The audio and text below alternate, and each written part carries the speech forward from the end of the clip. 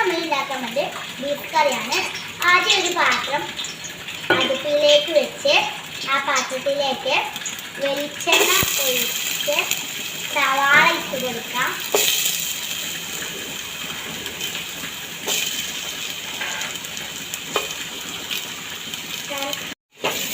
സവാള നന്നായിട്ട് ഇളക്കി കൊടുക്കുക.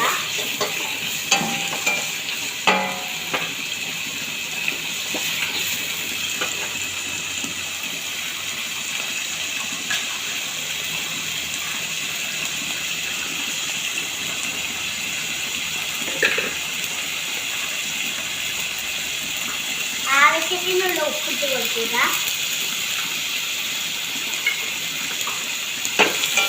നന്നായി പിന്നെയും ഇളക്കി കൊടുക്കുക. ഇനി നമുക്ക് അതിലേക്ക് തക്കാളി ഇട്ട് കൊടുക്കുക.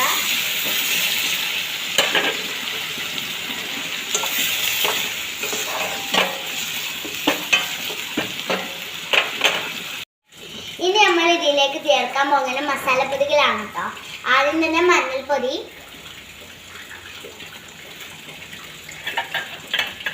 മുളക് പൊടി,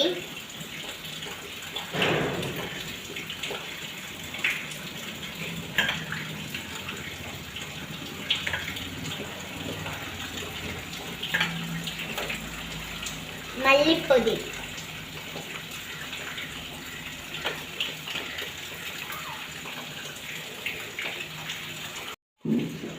ഇനി നന്നായിട്ട് നമുക്കൊരു ഇളക്കി കൊടുക്കാം.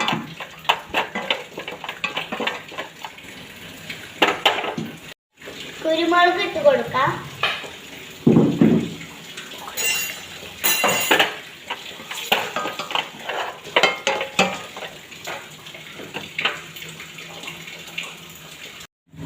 ഇനി നമുക്ക് വൃത്തിയാക്കി വെച്ചിരിക്കുന്ന ബീഫ് ഇട്ട് കൊടുക്കാം.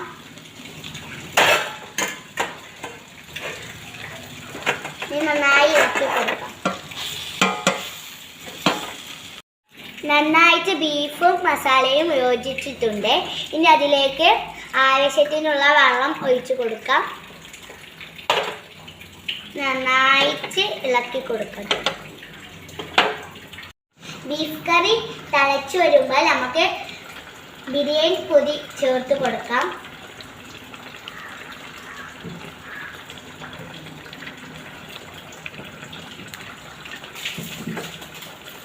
നന്നായിട്ട് ഒന്ന് ഇളക്കി കൊടുക്കുക.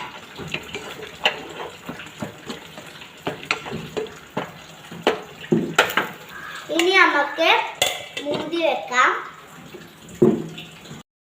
അങ്ങനെ നമ്മളെ ബീഫ് കറി റെഡി ആയിട്ടോ. നന്നായിട്ട് തിളച്ച് വരുന്നുണ്ട്. ആ സമയം നമുക്ക് കറിവേപ്പിൻ്റെ ഇല ഇട്ട് കൊടുക്കാം. അങ്ങനെ നമ്മളെ ബീഫ് കറി റെഡി ആയിട്ടോ.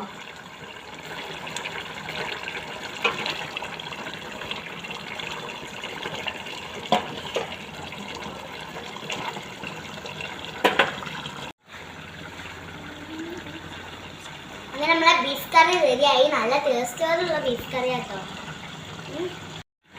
അങ്ങനെ നമ്മളെ ബീഫ് കറി റെഡി ആയിട്ടോ. ഇനി ലൈക്ക് ചെയ്യാനും ഷെയർ ചെയ്യാനും സബ്സ്ക്രൈബ് ചെയ്യാനും മറക്കല്ലേ. Bye bye.